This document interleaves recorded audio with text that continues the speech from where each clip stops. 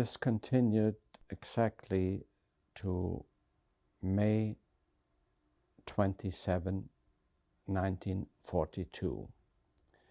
A German policeman and a Gestapo agent came to my apartment.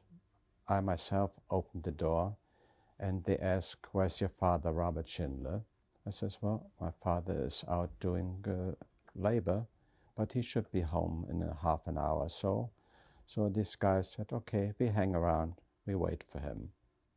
So my father came home about a half an hour later, and they said to him, "Okay, come with us," not taking anything, just the way he came from work. No clothing, no toothbrush, nothing at all. They just took him, and at the time they left, they said to my mother and myself, says, "Don't worry, you will see your father in a couple of days. Nothing will happen to them, you will see him." And they took him away.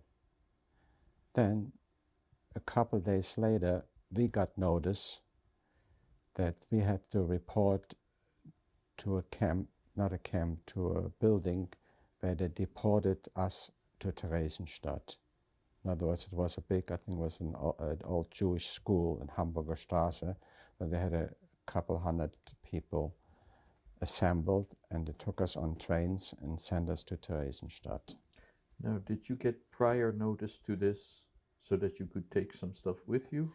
We had less than a week, and they allowed us each one small suitcase and give us a weight limit what to take. So it was hardly anything. And when we had to go, they just, what they call, they sealed the apartment, you know, put a lock on it or sealed, and nobody else would go in there. So all our belongings, whatever we owned, stayed in the apartment, except for the little bit we had allowed to take along. Do you remember leaving your apartment? Oh yes, I did. Who did you go with? Who was with you? Well, was my mother and my younger brother, the three of us. Now, how long after was this after your father had been taken away?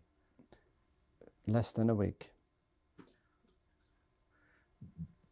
Had you received any word from your father in between? Nothing whatsoever.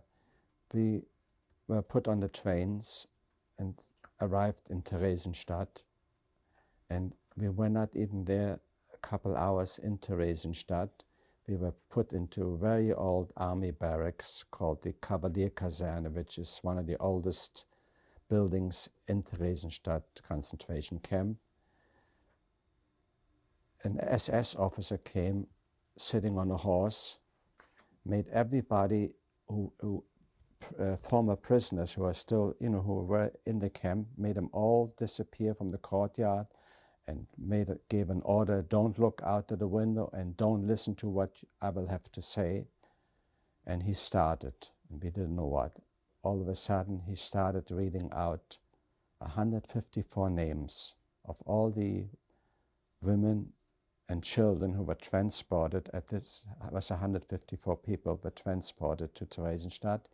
He started reading off all the 154 names, including my father's naturally, and said, "These men have been executed on orders of Heinz Himmler. Abtreten." That means you're dismissed.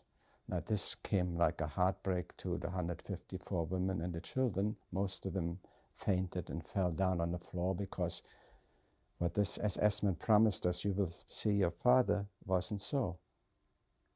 He was killed the next day after they picked him up. They picked him up May 27.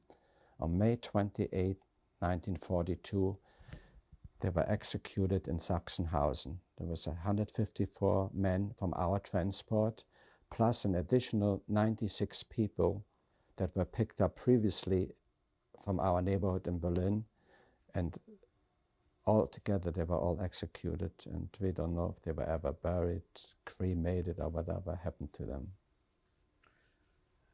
Mr. Schindler, do you remember the trip from Berlin to Theresienstadt? Yeah, which wasn't too bad, because it was not like the usual trains that go to concentration camps, what we call the East, to Poland, to Auschwitz and all that. This was a regular German passenger train they had available, and it took, so the trip wasn't too bad. Were there any other people with you in the train that you, from your neighborhood or friends? Was there any other family? Or? Not really, no family. It was 154 family members. None of them were close to me at that time, but whoever is left over and survived, we are very close friends now, even after 50 years. But on the train, we were all strangers.